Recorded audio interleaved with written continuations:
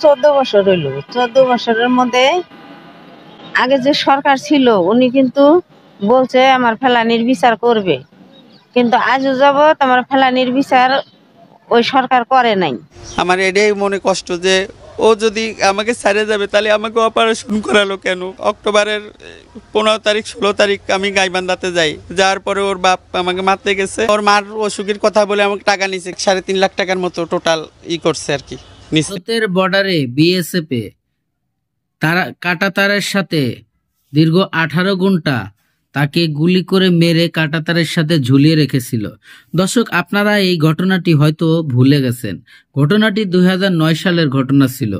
প্রিয় দর্শক, এই ফেলানি হত্যার বিচার কিন্তু আজও পর্যন্ত বাংলাদেশের সাবেক সরকার করে নাই, এবং সেই মা, যে ফেলানির মা ছিল, সেই দক্ষিণী মায়ের কথা কিন্তু আমরা অনেকেই ভুলে গেছি।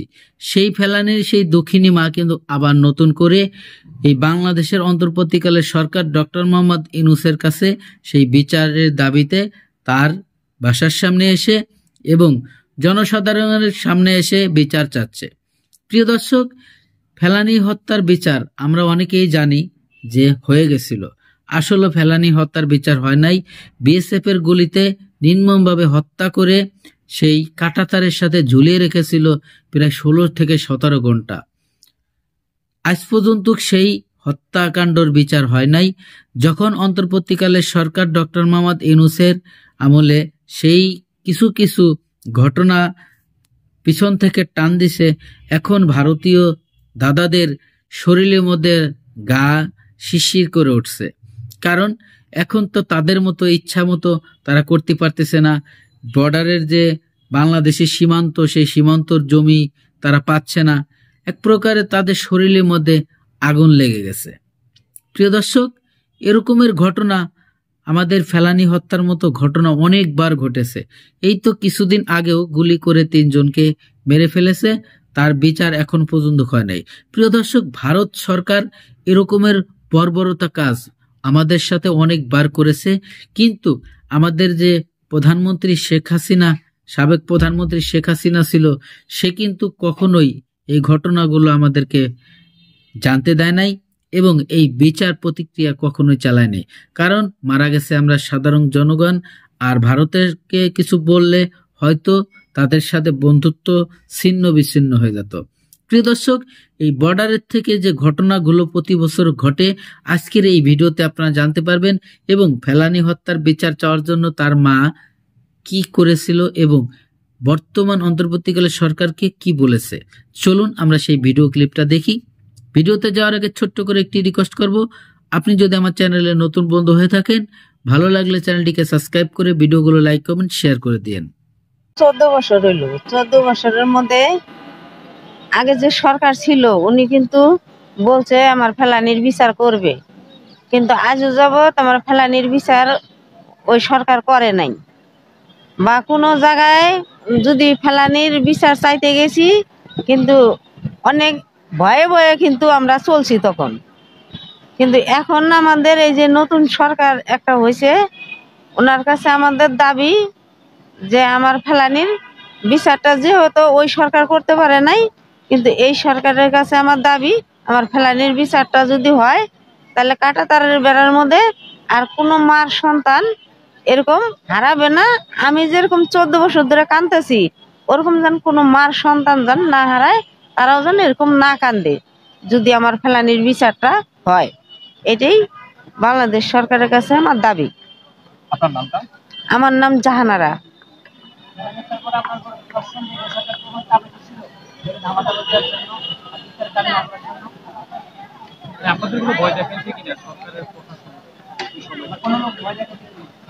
তখন তো মনে করেন যে যখন আওয়ামী লীগ সরকার ছিল, তখন তো আওয়ামী লীগ সরকার আমাদেরকে খুব আশা দিছে, আমার বাচ্চা বাচ্চা পড়াশোনার খরচা দিবে, বা ওনারা পড়াশোনা করলে ওনাদের ভবিষ্যতে একটা করে দিবে। পরে যখন আমরা আসলাম ভারত থেকে আসার পরে ওনারা যখন আমাদেরকে আনলো আগের সরকার, আইনা তো মনে করেন যে আমাদের কোনো খোঁজ পাত্তাই নেই। যদিও কোনো জায়গায় কিছু চাইতে গেছি, অনেক প্রশাসন বা এই যে ডিসি এগুলা কেউ আমাদেরকে সাড়া দেয় না, আরো ভয় দেখাইছে যে এগুলা করা যাবে না, কিন্তু আমরা ওইভাবেই ছিলাম। এই যে 14 বছর হয়ে গেল ফেলানি মৃত্যুবাসী করি, হ্যাঁ, সরকারি লোকের থেকে কেউ আমাদেরকে সহযোগিতা করে না, আমরা নিজেই খুব অভাবী সংসার আমাদের। তবুও আমার মেয়ে মারা গেছে 7 জানুয়ারি, আমি 7 জানুয়ারি মিলাদ মাহফিল করি। হ্যাঁ, কিন্তু আগে সরকারও বিচার করে না, কিন্তু এখন আশা যে আমাদের বাংলাদেশের সরকার হয়তো বিচারটা করলে হয়তো মনে করেন যে আর আমার ফেলানি বিচার করলে আর ভারতে কোনো মার সন্তান হারাইতে হবে না, বা ভারতীয়রা ওই যে বেছে বেড়া ওরা বুঝতে পারবে যে না বাংলাদেশে প্রতিবাদ করতে জানে। যেরকম ওরা আমার ফেলানিরে মারে কাঁটাতারের মধ্যে ঝুলিয়ে রাখছে, ওরকম যদি আমাদের বাংলাদেশের লোক যদি ওদের লোকের ঝুলিয়ে রাখতো, কিন্তু ওরা কিন্তু ছাড়তো না, ওরা কিন্তু এই বাংলাদেশকে ছাড় দিত না।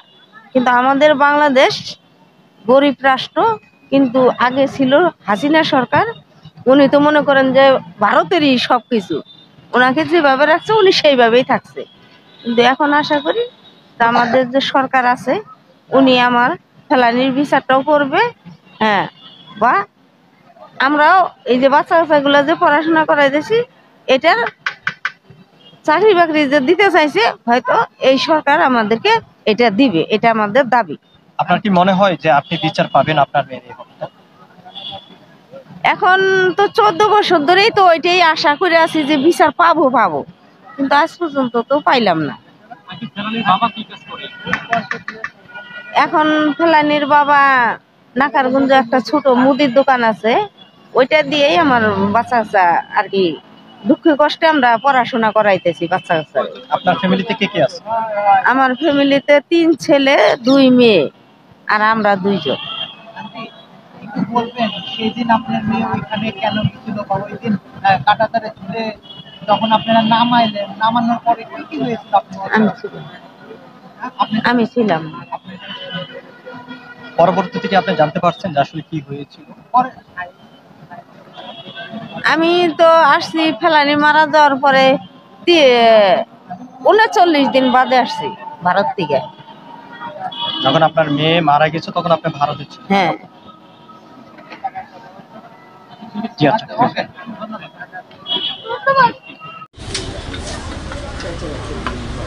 ৩৫ বছর বয়সী তৃতীয় লিঙ্গের মিনু সমাজের চোখ রাঙ্গানিকে পাত্তা না দিয়ে স্রোতের বিপরীতে গিয়ে ভালোবাসে জনি নামের এক যুবককে। রাজাউনের বাসিন্দা মিনু আর 10টা তৃতীয় লিঙ্গের মানুষের মতোই পথে ঘুরে ঘুরে টাকা তুলে জীবন চালাতো। কষ্টে উপার্জন করা টাকার একাংশ ভবিষ্যতের জন্য সঞ্চয় করত। এভাবে